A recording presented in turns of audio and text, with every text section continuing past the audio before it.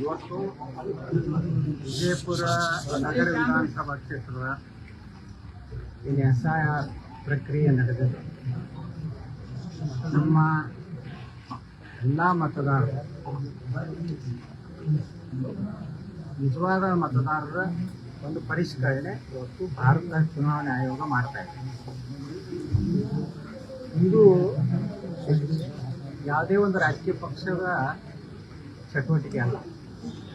ಪ್ರತಿಯೊಬ್ಬ ಮತದಾರನಿಗೂ ನನ್ನ ಮತ ಎಲ್ಲೇ ಇದೆ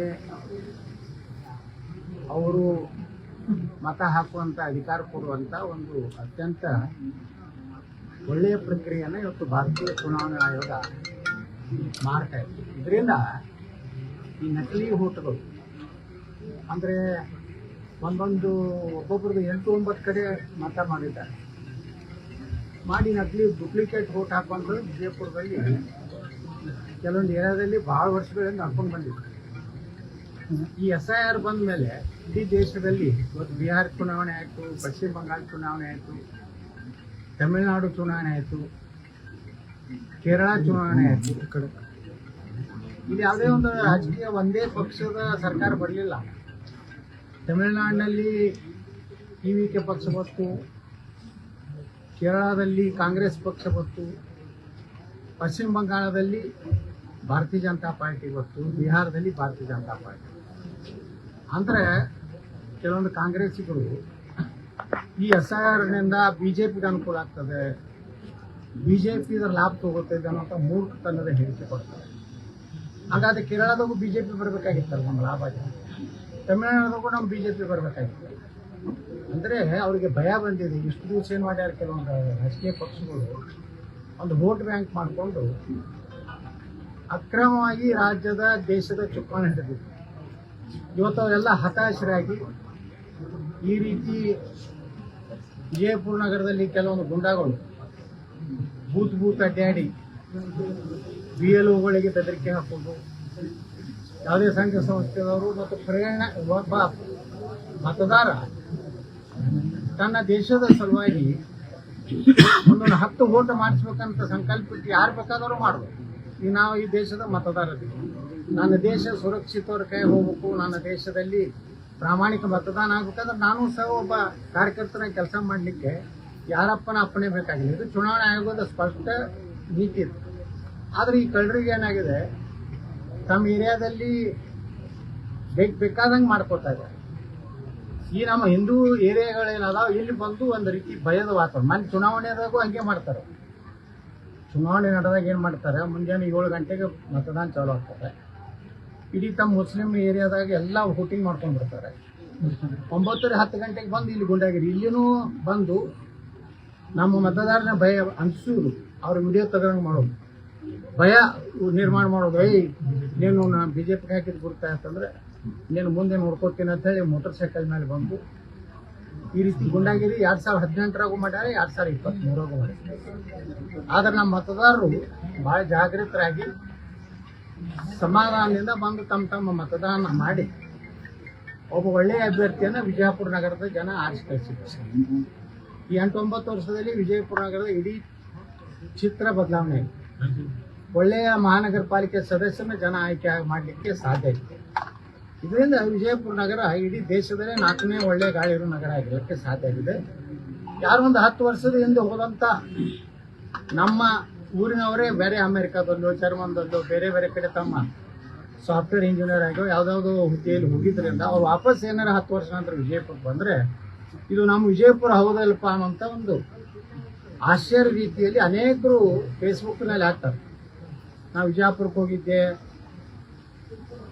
ಅದು ಒಂದು ಅದ್ಭುತವಾಗಿ ಬದಲಾವಣೆ ಆಗಿದೆ ಅಂತ. ಅದು ಕೆಲವೊಂದು ಹೊಟ್ಟೆ ಕಿಚ್ಚಿನ ಜನ ಅದ ನಮ್ಮಲ್ಲೇ ಎಲ್ಲೋ ಒಂದು ಮೂಲೆಯಲ್ಲೋ ಒಂದು ತಿಪ್ಪಿ ಗುಂಡಿ ಇರ್ತದೆ, ಅದನ್ನು ಹಾಕ್ತಾರೆ.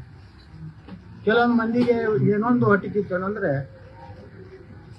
ಇದನ್ನು ಅವ್ರು ರೊಕ್ಕ ಕೊಟ್ಟಿದ್ರೆ ಯತ್ನಾಳ ಮಾಡ್ಯಾರ, ಅವ್ರ ಅಪ್ಪನ ಮನೆಯದು ಕೊಟ್ಟಿಲ್ಲ. ನಾವು ಬಡದಾಡಿ ರೊಕ್ಕ ತೊಗೊಂಡು ಬಂದ್ವಿ. ನಾನು ಜಗಳಾಡಿ ರೊಕ್ಕ ತಂದೆ, ನಾನು ಮಂತ್ರಿಗಿಂತ್ರಿ ಬೇಡ ಯಡಿಯೂರಪ್ಪಗೆ ಹೇಳ್ಬೇಕು, ನಾನು ರೊಕ್ಕ ಕೊಡುವಾಗ ನಾನು ಡೆವಲಪ್ಮೆಂಟ್ ಆಗಬೇಕು, ಮಂತ್ರಿ ಆಗೋದ್ರಿಂದ ಏನು ಡೆವಲಪ್ಮೆಂಟ್ ಆಗೋದಿಲ್ಲ, ಬರೀ ನೀನು ಮಂತ್ರಿ ಮಾಡಿ ಅಂತ ಬರೀ ಅದ್ರಾಗ ಮುಲಾಜನಾಗಿದ್ದು ಯಡಿಯೂರಪ್ಪಗೂ ನಾನು ಮಂತ್ರಿ ಕೇಳಿಲ್ಲ, ಬೊಮ್ಮಾಯಿಗೂ ಕೇಳಿದೆ. ನಾವು ಏನಿದ್ರು ಜನರ ಸಲುವಾಗಿ ಒಂದು ಹೋರಾಟ ಮಾಡಿದ್ವಿ. ನಮ್ಮ ಮಹಾನಗರ ಪಾಲಿಕೆ ಸದಸ್ಯರು ಎಲ್ಲರೂ ಭಾಳ ಕ್ರಿಯಾಶೀಲರಾಗಿ ಉಪಮಹಾಪೌರರು, ಮಹಾಪೌರರು ಹಗಲು ರಾತ್ರಿ ಜನರು ಕೆಲಸ ಮಾಡ್ತಾರೆ. ದಿನಾಲು ಅವರು ತಮ್ಮ ವಾರ್ಡ್ನಲ್ಲಿ ಅಡ್ಡಾಡ್ತಾರೆ, ಜನ ಸಮಸ್ಯೆ ಕೇಳ್ತಾರೆ. ಹಂಗ ಒಳ್ಳೆ ಜನಪ್ರತಿನಿಧಿಗಳು ನಾವೆಲ್ಲ ಆಯ್ಕೆ ಆಗಲಿಕ್ಕೆ ನಮ್ಮ ಮತದಾರರು ಹೊರಗೆ ಬಂದೊಂದು ವೋಟ್ ಹಾಕಿದ್ರು. ಅದಕ್ಕೆ ನಾವು ಇಡೀ ವಿಜಯಪುರ ವಿಧಾನಸಭಾ ಕ್ಷೇತ್ರದ ನಮ್ಮ ಮತದಾರರಿಗೆ ವಿನಂತಿ ಮಾಡ್ಕೋದೇನಂದ್ರೆ, ಪ್ರತಿಯೊಬ್ಬರು SIRದಲ್ಲಿ ಭಾಗವಹಿಸ್ರಿ, ನಿಮ್ಮ ಮಾಹಿತಿಯನ್ನು ಕೊಡ್ರಿ, ನೀವು ಗಟ್ಟಿಯಾಗಿ ಮತದಾರಾಗಿ ಉಳಿರಿ. ಯಾಕಂದರೆ ವಿಜಯಪುರದಲ್ಲಿ ಈ SIR ಪ್ರಕ್ರಿಯೆ ಪ್ರಾರಂಭ ಆದಮೇಲೆ ಅವ್ರು ಹೆಂಗೆ ಬಂದು ಇಲ್ಲಿ ಗುಂಡಾಗಿರಿ ಮಾಡ್ತಾರೆ, ಇದು ಮಾಡ್ತಾರೆ, ಇದನ್ನೆಲ್ಲ ನೀವು ನೋಡ್ಲಕ್ಕತ್ತೀರಿ. ಮುಂದೆ ಅವ್ರು MLA ಆದ್ರೆ ವಿಜಯಪುರದ ಪರಿಸ್ಥಿತಿ ಏನಾಗ್ತೈತೆ ಅನ್ನೋದು ಮನಗಂಡು ತಾವೆಲ್ಲ SIRದಲ್ಲಿ ಸಂಪೂರ್ಣವಾಗಿ ಸಕ್ರಿಯವಾಗಿ ಭಾಗವಹಿಸ್ರಿ. ಇದು ನಾನು ದೇಶಕ್ಕೆ, ನನ್ನ ನಗರಕ್ಕೆ ನನ್ನ ಕರ್ತವ್ಯ ಇದೆ, ಮತದಾನ ಮಾಡಬೇಕು ಅನ್ನೋಂಥ ಒಂದು ಜಾಗೃತಿಯನ್ನು ಮೂಡಿಸುವಂಥದ್ದು ನಮ್ಮ ಎಲ್ಲ ಸಾಮಾಜಿಕ ಕಾರ್ಯಕರ್ತರು, ಸಂಘ ಸಂಸ್ಥೆ ಇರ್ಬೋದು, ಅದು ಸಿದ್ದೇಶ್ವರಿ ಇರ್ಬೋದು, ಸಿದ್ದೇಶ್ವರ ಬ್ಯಾಂಕ್ ಇರ್ಬೋದು, ಸಿದ್ದೇಶ್ವರ ಸಂಸ್ಥೆ ಇರ್ಬೋದು, ಎಲ್ಲರೂ ಇದನ್ನು ಭಾಗವಹಿಸಲಿಕ್ಕೆ ಸಂಘ ಸಂಸ್ಥೆ ಜಾಗೃತಿ ಮಾಡಲಿಕ್ಕೆ ಅಧಿಕಾರ ಇದೆ. ನೀವು ಮಾಡ್ತಾ ಇದ್ದಿರಲ್ಲ ಅಲ್ಲಿ ಯಾವುದು ಅಮಾನತ್ ಸಂಸ್ಥೆ, ಅಂಜುಮನ್ ಸಂಸ್ಥೆ, ನೀವು ಅಲ್ಲಿ ನಿಮ್ಮ ಒಣಗಿ ಮಾಡ್ಲಿಕ್ಕೆ ನೀವು ಯಾಕೆ ಮಾಡ್ತೀರಿ? ಹಂಗಾದ್ರೆ ನೀವು ಮಾಡಿಲ್ಲ ಅಂತ ಹೇಳಿ ಯಾವ್ದಾರು ಮುಟ್ತೀರೇನ ಅಲ್ಲಿ ಯಾವ್ದಾರ ನಿಮ್ಮ ಮಾಡಕ್ಕೆ ನೀವು ಮಸೂತಿ ಒಳಗೆ ಕೂತು BLO ಮೀಟಿಂಗ್ ಮಾಡ್ತೀರಿ. ಯಾವ ಇದನ್ನ ಜಿಲ್ಲಾಧಿಕಾರಿಗಳು ಗಂಭೀರವಾಗಿ ತಗೋಬೇಕು. ಮತ್ತು ಇಲ್ಲಿ ಏನು ನಮ್ಮ ಆಯುಕ್ತರು ಅದಾರ ಮಹಾನಗರ ಪಾಲಿಕೆ, ಇಲ್ಲಿ ಅದಕ್ಕೂ ಅವಕಾಶ ಕೊಡಬಾರ್ದು. ಅವ್ರ ಮ್ಯಾಗ ಕ್ರಿಮಿನಲ್ ಕೇಸ್ ಹಾಕ್ಬೋದು. ಇಲ್ಲಾಂದ್ರೆ ಗುಂಡಾಗಿರಿ ಮಾಡಿ ಏನಾರ ನಾಳೆ MLA ಆಗ್ತೇನೆ ಅಂದ್ರೆ ವಿಜಯಪುರದಲ್ಲಿ ಮುಗಿದೋಯ್ತದ ಕಾಲ. ಅದು ಗತವೈಭವ ನಿಮ್ಗೆ ಹೆಂಗೆ ಆದಿಲ್ ಶಾಹಿ ಗತವೈಭವ ಹೇಳ್ತಾರಲ್ಲ, ಆದಿಲ್ ಶಾಹನಂಗೆ ಇಲ್ಲಿ ಸಾಬ್ರಿ MLA ಆಗೋದು ಗತವೈಭವ. ಅದಕ್ಕೆ ನಾ ಹೇಳ್ತೀನಿ, ಸುಮ್ಮನೆ ನಿಮ್ಮದು ಅಟ್ಟ ನಿಮ್ಮ ಮನ್ಯಾನ ಸರಿಯಾಗಿ ಪರಿಷ್ಕರಣೆ ಆಗ್ಯಾವಲ್ಲ ಅಷ್ಟೇ ನಿಮ್ಗೆ ಅಧಿಕಾರ ಮಾಡೋದಿದ್ರೆ ನೀವು ಜನರನ್ನ ಪ್ರೇರಣೆ ಮಾಡ್ರಿ. ಸತ್ತವ್ರದ್ದು ಎಷ್ಟೋ ಹೋಗಿ ಇಟ್ಕೊಂಡು ಕೊಡ್ತೀರಿ. ನೀವು ಮುತ್ಯ ಸತ್ತೊಂದು ಈಗ ಓಟ್ ಹಾಕಿರಿ ಎಷ್ಟೋ ಆದಿಲ್ ಶಾಹ್ ಕಾಲದಾಗ ಇವ್ರು ಏನು ಮುತ್ತಜ್ಜಿದ್ದಲ್ಲ ಅವ್ನು ಓಟು ಇವತ್ತು ಹಾಕ್ಲಾಕತ್ತ. ಆದಿಲ್ ಶಾಹ್ ಕಾಲದಾಗ ನಮ್ಮವ್ರು ಯಾರು ಹಂಗೆ ಮಾಡೋದಿಲ್ಲ. ಯಾಕಂದ್ರೆ ನಮ್ಮ ಹಿಂದೂಗಳು ಹೆಚ್ಚಾಗಿ ಆಸ್ತಿವಾನ್ರು ಇರ್ತಾರೆ. ನಾಳೆ ಅವ್ರು ವಾರ್ನಿ ಮಾಡ್ಕೋಬೇಕಾದ್ರೆ ತಂದಿದ್ದು ಮಣ್ಣು ಉತ್ತಾರೆ ಹಚ್ಚಬೇಕಾಗ್ತದೆ. ಅವಕ್ಕೇನಿಲ್ಲ, ಲಂಗಾಲ್ ಕೂಡ ಬಂದ ಹೀಗಾಗಿ ಆದಿಲ್ ಶಾಹ್ ಕಾಲದಾಗ ಅವರು ಇಸ್ಮಾಯಿಲ್ ಅಂತ ತೋರ್ಕೋರಿ ಅವೆಲ್ಲ ಬಂದು ಹಿಂಗ ಬೂತ್ನಾಗ ಒಂದು ಓಟ್ ಹಾಕ್ಲಕ್ಕ ಇಸ್ಮಾಯಿಲ್ ಯಾರು ಗೊತ್ತಿಲ್ಲ. ಅದಕ್ಕ ನಾವು ಜನ ಜಾಗೃತ ಆಗಿದ್ದು ಅವ್ರಿಗೆ ಭಯ ಬಂದೈತಿ. ಹಿಂದೂಗಳು ಪಶ್ಚಿಮ ಬಂಗಾಳದಂಗ ಬಿಜಾಪುರ ಮಾಡಕ್ ಬಿಡುದಿಲ್ಲ ಅಂತ ನಿರ್ಣಯ ಮಾಡ್ಯಾರ. ಈ ನಮ್ಮಲ್ಲಿ ಒಂದಿಟ್ಟು ಅದಾವ ಹಿಂದೂಗಳೊಳಗೆ ಅದಾವ ಹರಾಮ್ಕೋರುಗಳ ತರ. ಅವ ಹರಾಮ್ಕೋರುಗಳು ಏನ್ ಮಾಡ್ತಾವ, ಏನಾರು ಮಾಡಿ ಬಸವಗೌಡ ಹೋಗಿ ಮುಸ್ರಿ ಪಾರ್ಸಿ ಬರ್ಲತ್ತ ರಾತ್ರಿ ಎಲ್ಲ ಅವನ ಮನ್ಯಾಗ ಇರ್ತಾನೆ. ಅದೇನು ಆಗೋದಲ್ಲ ಹೋಗೋದಲ್ಲ. ಈಗೆಲ್ಲ ಜನ ಜಾಗೃತ ಅದ, ಜನ ಅಭಿವೃದ್ಧಿ ನೋಡ್ಯಾರ.